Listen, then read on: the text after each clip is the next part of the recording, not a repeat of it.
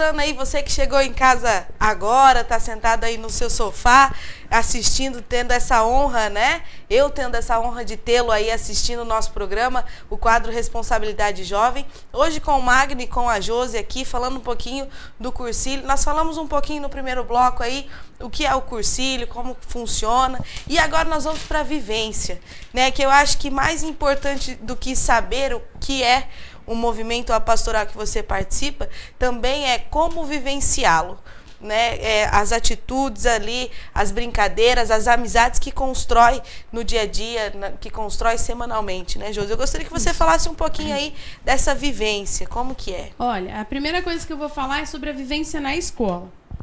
O importante aqui é assim, a gente conhece várias pessoas de vários níveis, né? A gente tem vários amigos, a gente se torna uma família lá dentro. A gente tem pessoas que às vezes vêm de fora, não tem família aqui, não tem amigo aqui, vai encontrar amigo lá. E o interessante é que é amigo de Deus.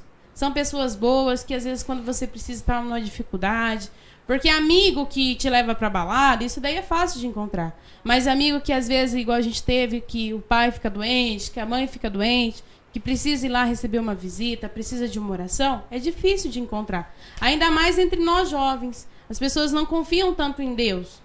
Então, lá é um lugar onde a gente vai buscar esse alicerce. Como que a gente faz isso? A missão do Cursílio é evangelizar no ambiente. A gente começa lá na escola vivencial, que é sempre bem animada, já porque é domingo 10 horas da manhã, se não for animado, o povo dorme. Então, a gente gosta de ter bastante animação. E lá dentro da escola, a gente direciona para os trabalhos que a gente faz. Porque não adianta nada eu ir lá aprender sobre Deus, como Deus é bom, e não levar isso para as pessoas que convivem comigo. Então, como que a gente faz? Primeiro, a gente tem alguns trabalhos. Todo primeiro sábado do mês, a escola jovem é responsável pela preparação da missa lá na matriz. Então, a gente que faz comentário, a gente que faz leitura, a gente que faz os ofertórios.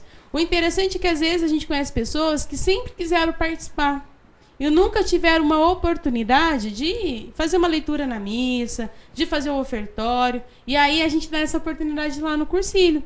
Então, você pode ir participar da missa, compreender como a missa é feita. Né? Às vezes eu vou lá e eu não me sinto bem na missa. Por quê? Porque eu não sei como a missa procede, por que tem o evangelho, por que tem o ato penitencial. Então, é o primeiro passo. A outra vivência que a gente faz lá, que eu amo de paixão, que às vezes o complicado é só o tempo, é que todos nós nos reunimos aos segundos e ao terceiro sábados do mês para cozinhar nas casas da acolhida. Tem duas aqui. Tem uma na Rua Árpia e tem uma na Rua Marabu. Então, a partir das 5 horas, nós estamos lá, preparando os alimentos, conversando com as pessoas que estão lá. Até os irmãos da casa, esses dias, eu fui lá, e ele falou assim que na outra comunidade que ele vivia, ele não gostava de trabalhar com jovem, porque jovem é irresponsável.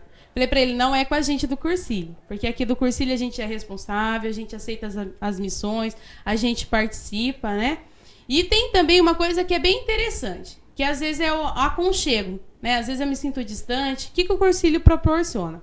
Uma vez por semana, durante um dia que seja livre, que seja melhor para todo mundo, a gente vai à casa de um dos cursilistas, ele que pede, e a gente reza o terço em comunidade.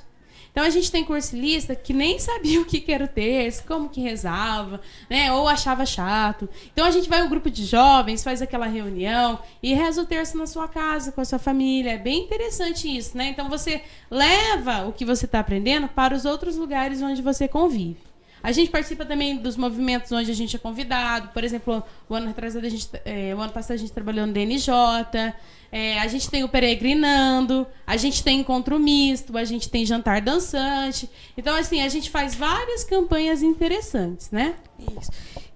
Josi, a gente estava falando aqui, e Magno também, Nós estávamos falando aqui que vocês vão para a Casa da Acolhida. Como que é? É uma vez por mês ou é toda semana? Como que funciona? Isso, é interessante lembrar porque como todo mundo tem muito compromisso, não dá para se comprometer muito. Então, a gente é fiel naquilo que a gente faz.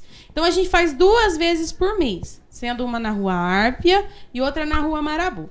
O que é interessante da Casa da Acolhida? É que a gente vai, às vezes, conversar com o irmão, levar sobre Jesus, As pessoas se surpreendem por ver jovens lá trabalhando, cozinhando, A gente até aqui brincou que tem pessoas que nunca cozinhou na vida, Não sabe nem como que eu vou lá fazer arroz, feijão, o que eu vou fazer? Não tem problema, você vai lá, a gente te ajuda, Tem uma amiga minha que, até a minha filhada fala assim, eu nunca nem sabia descascar batata, aprendi lá, Outra coisa sobre a cozinha que é interessante, né? Eu não posso contar muito sobre o cursilho, que isso daí ninguém fala.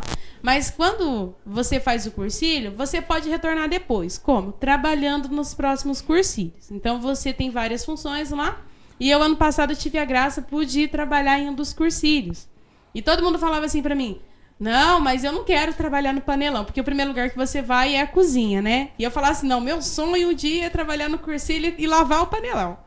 Aí eles sorteiam as atividades e eu não fiquei com o panelão. Falei, nossa, será que eu vou embora triste, né? Aí no último dia sobrou o panelão lá, eu fui correndo lavar, né? Interessante porque assim, quando a gente está com Deus, até as coisas que pareciam difíceis ou que a gente nunca se imaginou fazendo, a gente faz. Então o cursilho te proporciona essa parte também.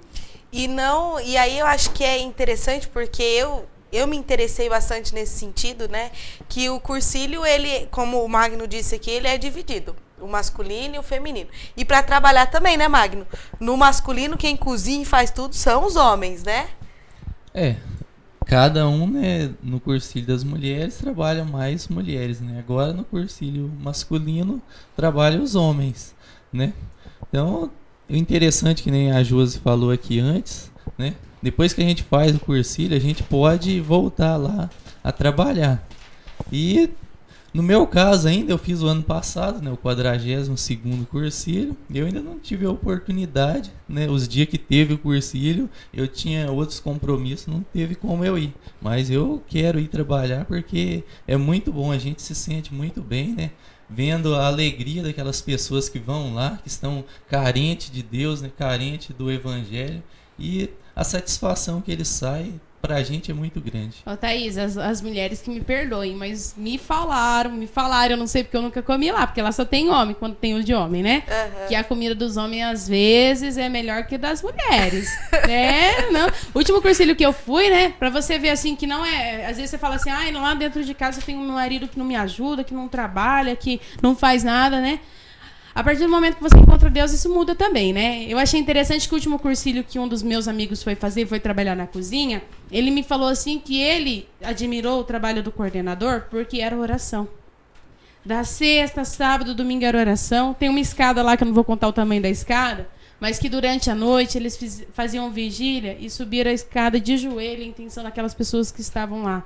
E isso daí não é mulher, porque geralmente a gente vê essas ações de quem? Das mulheres. Não, exato. São os homens fazendo isso. E homens jovens, idosos, de qualquer idade. Porque o cursilho não tem idade, né? Exato. E, Josi, a gente estava falando, né, da Casa da Acolhida, que você falou um pouquinho para mim. Vai para a escola vivencial e aqueles que tiverem tempo, que quiserem fazer essa ação, vocês se reúnem e vão, então, um domingo. Isso. E fica o domingo o dia todo lá, como que Não, na verdade, a Casa da Acolhida é no sábado. Ah, tá. Porque, assim, a Casa da Acolhida, eles têm um itinerário. Então, cada dia vai alguém de algum movimento fazer a comida lá para eles. O nosso é sempre no sábado, porque no domingo a gente já tem a escola. Ah, entendi. Tem uns voluntários que você pode ir lá na Casa da Acolhida o horário que você quiser. Então, tem alguns que vão no domingo. Qual que é o horário? 5 horas da tarde a gente está lá, começa a cozinhar no sábado, e aí a gente participa, tá lá com eles, faz a oração e serve a janta sempre às 7 horas. Depois a gente lava tudo, né? Porque não adianta só fazer e deixar bagunça. A gente lava, limpa a cozinha, e aí até umas 8h30 a gente tá liberado. Então, assim, é bacana porque, eu vou perder meu sábado? Não, você não perde seu sábado. A gente não pede que você dá um dia todo, né? É um pequeno momento que você tá ali. Interessante da escola, da Casa da Acolhida, é você conhecer uma realidade que às vezes você nunca viu. Pessoas que, né, o dia que eu fui conversar lá com os irmãos que são da Casa da Acolhida, você vê pessoas que têm família, mas estão abandonadas lá. Não tem alguém que vai lá visitar, não tem alguém que vai conversar com eles se sentem, né, excluídos da sociedade. Também tem aquelas pessoas que vêm de outro estado procurando trabalho e eles são acolhidos lá, muito bem acolhidos, tratados, né? E é interessante lembrar que é tudo voluntário, né? A Casa da Acolhida depende da ação voluntária, como o cursilho também. A gente, às vezes, vai fazer recepção, aí cada um dá uma coisa, se ajunta ali, se ajunta aqui, porque não tem dinheiro, né? Não é é um movimento que ele trabalha sozinho. Então, a gente faz promoção, às vezes, né? A gente vai fazer até a promoção agora, a gente está querendo fazer de macarronada, alguma coisa assim. Por quê? Porque tem um custo. Quem banca o custo? Nós que estamos lá na escola. É importante essa questão do rezar em família, né? Com certeza. Que a gente traz aí a juventude e tal. Eu participei do terço, quando participava da escola ali, participei na época junto ali com a Mônica, com a Selma, né? Com os meninos ali, o Vanderlei, o Ricardão. E tal, e a todos gente fazia esses também... ainda são cursilistas, viu? Isso. Às vezes, assim, muda um pouco, por quê? Porque eles, né, têm outros movimentos. Mas se você for lá, você vai encontrar eles lá também ainda. E a gente fazia esse terço. Então, essa importância também de ir na casa das pessoas, né, Josi? E vocês Com vão certeza. em número grande. Até porque, assim, eu falo assim, que tem muitos jovens que saem no domingo de manhã, a mãe fica olhando assim, falando, onde você vai? Né? O que você tá fazendo lá? E aí você leva um pouco daquelas pessoas que convivem com você dentro da sua casa. Como que é o terço? A gente escolhe um dia da semana, começa às 8 horas, né? Sempre 8h15. Há uma tolerância. E aí a gente reza o terço, nunca acaba mais que 10 horas, né? Sempre acaba mais que 10 horas, porque o que você faz? Você reza o terço, depois você vai conversar, né? Vai bater um papo. Vai bater um papo, lá uma descontração que a gente tem. E aí o interessante também do terço é que, assim, nem todo mundo participa de todos os movimentos que o cursilho tem. Por quê? Porque a gente tem